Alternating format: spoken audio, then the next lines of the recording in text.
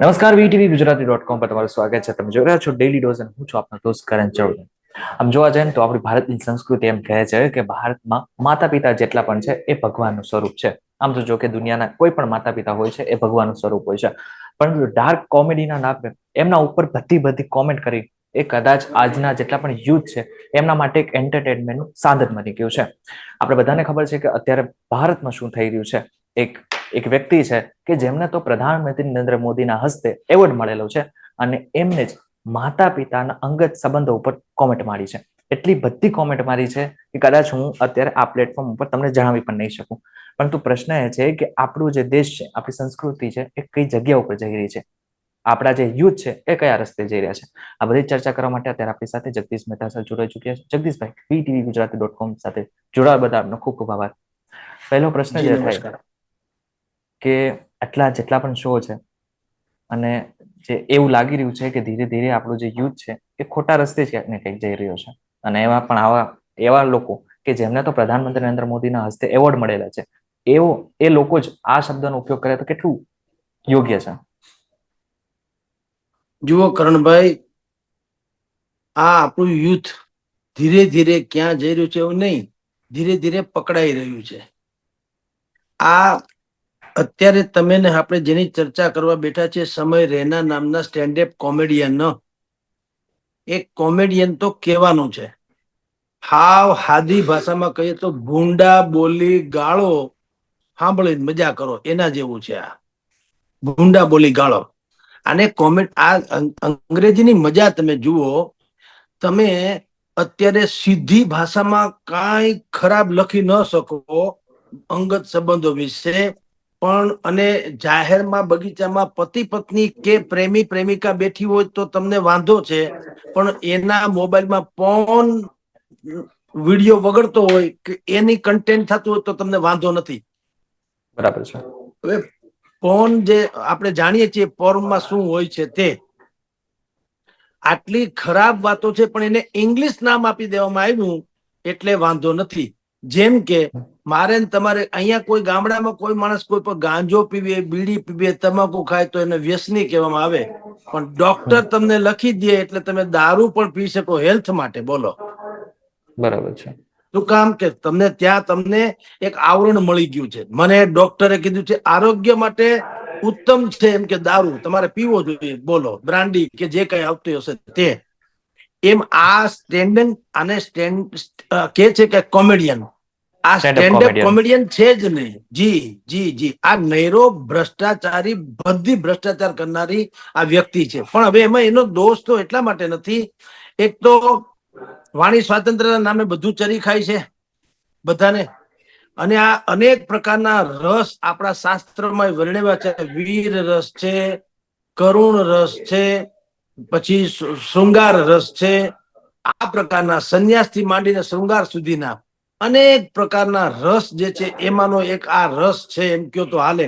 એમ કહીને આ લોકો પાછા ચરી ખાતા હોય છે. તમે સમજો, આપણે બધા જાણીએ છીએ કરણભાઈ કે આવી બધી જ પિષ્ટ પિંજણ કરવાનો એટલા માટે આમ જુઓ તો કોઈ મતલબ નથી, કારણ કે આ રસના પીનારાઓની સંખ્યા પણ કઈ જેવી તેવી નથી.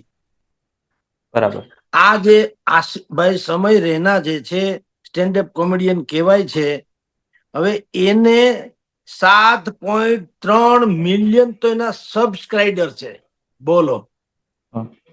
અને એ લોકો 1.5 કલાકનો કાર્યક્રમ છે, 1.5 કલાકનો, એની ટિકિટ 1,000 થી માંડીને 3,000 રૂપિયા સુધીની ટિકિટ છે. અને આ તો આ કૌભાંડ કયો કે એનો બધો ચાળો કયો એ પકડ્યું. નહીતર આ જ સમય રૈનાનો કાર્યક્રમ સુરત, અમદાવાદ, વડોદરા બધી જગ્યાએ 17 થી 20મી ફેબ્રુઆરી સુધી યોજાવાના હતા. પણ આ વીટીવીની મુહિમ જે છે એને આ ચલાવ્યું અને અત્યારે સરકારે એ બંધ કર્યો, એટલે કે એ પ્રતિબંધ શો કેન્સલ થયા. બરાબર છે. તો સાહેબ, નહીં તો આ શો થવાના હતા. જી આમ જગદીશભાઈ, આમ જોવા જઈએ ને તો અત્યારની જે યુથ છે એમને જ આ બધી વસ્તુ સાંભળવી ગમે છે, ગાળો સાંભળવી ગમે છે, કોઈને રોસ્ટ કરતા હોય, કોઈને હેરાન કરતા હોય, એ જે પ્રકારની કોમેડી છે એ સાંભળવી ગમતી હોય છે. પ્રોબ્લેમ તો ક્યાંક ને ક્યાંક યુથમાં જ નથી આપણે? કારણ કે આ લોકો ત્યારે આગળ વધે છે કે જ્યારે યુથ આવું આ લોકોને જોવાનું પસંદ કરે છે. પણ આપણે ત્યાં શું છે, ખાડે ડૂચા ને દરવાજા મોકળા. બરાબર. આપણે ત્યાં વ્યસન મુક્તિની સ્લોગન્સ આપે, બસની પાછળ બોર્ડ મુકાવે, શાળાઓમાં ને બધી જગ્યાએ ભાષણ કુષણ કરે, પણ તમાકુની ખળીના જે લોકો તમાકુ પેદા કરે એને સબસિડી આપે. બોલો બરાબર છે. ભેળ ક્યાંથી પડે? તમારે ખાડે ડૂચા દેવા અને દરવાજા મોકળા રાખવા, તો આ યુથને તો ગમવાનું જ. પણ યુથને એટલા માટે ગમે છે કે તમે એને સારું તો પીરસી શકતા નથી, એટલે યુથને ગમે છે. અને યુથને ગમે એવું નહીં માની લેવાનું. તમારી જાણ ખાતર મંદિરોમાં આજ તમે શનિવારે હનુમાનજીના મંદિરે જાજો, ગમે તે હનુમાનજીના મંદિરે તો ઓર વધી જશે, પણ ગમે તે હનુમાનજીના મંદિરે જાજો, તમને નેરો યુથ જ જોવા મળશે, યુવાનો જ જોવા મળશે, કોલેજિયન કક્ષાના. પણ બરાબર છે. આપણે એમ માની, ત્યારે આપણે નથી કહેતા કે યુથ છે એ ધર્મના રસ્તે જાય છે. જુઓ, આપણે પણ એ એનું નોટ નથી કરતા કે યુથ છે એ ધર્મના રસ્તે જાય છે, એવું નહીં કરીએ. આમાં બધા યુથ નથી. આમાં એવું છે, પાંચે આંગળા સરખા નથી હોતા. એમ સંસારમાં ભાત ભાત, જો તુલસી ઇસ સંસાર में भांति भांति के लोग. તમે જેને જે મળતું હોય, જેને જ્યાં ફાવતું હોય ત્યાં જાય. ગરુડ સૌથી ઊંચે, સૌથી ઊંચું ઉડી શકે કોણ? ગરુડ. પણ એ બેસે ક્યાં? અથવા એની નજર ક્યાં હોય? નીચે તો હું જલ્દી ખાઈ જાઉં. કાગડો સૌથી ઊંચે ઉડે, બેસે મળ ઉપર. સવાલ એ છે કે તમે એને કાંઈ સ્ટેન્ડ આપી શકો એમ છો? આચાર્યો કે સંસાર કે શિક્ષણ કે જે મોટિવેશનલ સ્પીકર્સ કે જે કયો તે માવતરથી માંડીને બધાય, આપણે આ નવી પેઢી છે એને કોઈ સારું ભવિષ્ય કે સારું કાંઈ પણ આપી શકીએ, તો આપણે કહી શકીએ તમે ઊંડા ઉતરોમાં. હવે સરકાર સ્વયં જયારે સ્ટેન્ડઅપ કોમેડિયનના નામે સમય રેનાઓને જો ટિકિટ શો કરવા દેતી હોય, તો ભલા માણસ કોને ન ગમે? હું તમને કહું, રેઢું તમે રેઢું મળે તો તમારી જાણ કરતા તમે ₹1 મળશે તો કોકને કહેશો આ કોકનો રૂપિયો છે ભાઈ લઈ લેજો. ₹10 હશે તો કહેશો આ કોકના ₹10 પડી ગયા લઈ લેજો. પણ તમને હોનાની લગડી મળે જે રસ્તામાં, તો તમે એમ નહીં કહો કે આ કોની લગડી છે, તો માથે પગ દબાવીને 1 કલાક ઉભા રહેશો. હું કામ કોક આડાવડા થાય તો હોનાની લગડી લઈ લઉં? કારણ કે આપણી પ્રમાણિકતાની પણ એક સીમા છે, જેમાં કાંઈ બહુ લાંબુ ગુમાવાનું કે મેળવવાનું નથી હોતું. ત્યાં આપણે 100% પ્રમાણિકનું સર્ટિફિકેટ મેળવી લઈએ છીએ. જ્યાં બહુ જ મળતું હોય ત્યાં આપણે પ્રમાણિકતા ગઈ ઘેર, હાલો આપણે ઘર ભેળું કરી લઈએ. એમ સરકારને ખબર નથી કે આ ભાઈ સમય રેના જે છે એની કોમેડી કઈ પ્રકારની છે, સરકારને ખબર ન હોય એવું તો છે નહીં.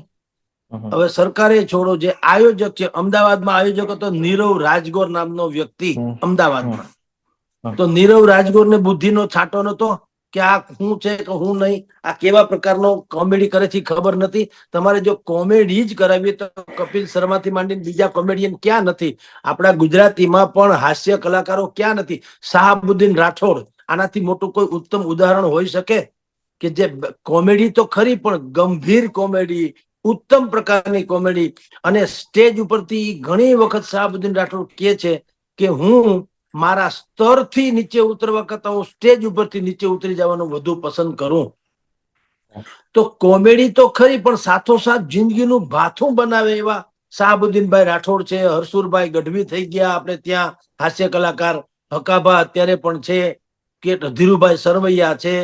કોમેડી તો એ કરે છે. આ તો નૈરા ભૂંડા ચાળા છે, કોમેડી નથી. આ કોમેડી નથી, આ તો વિકૃતિ છે કાયદેસરની.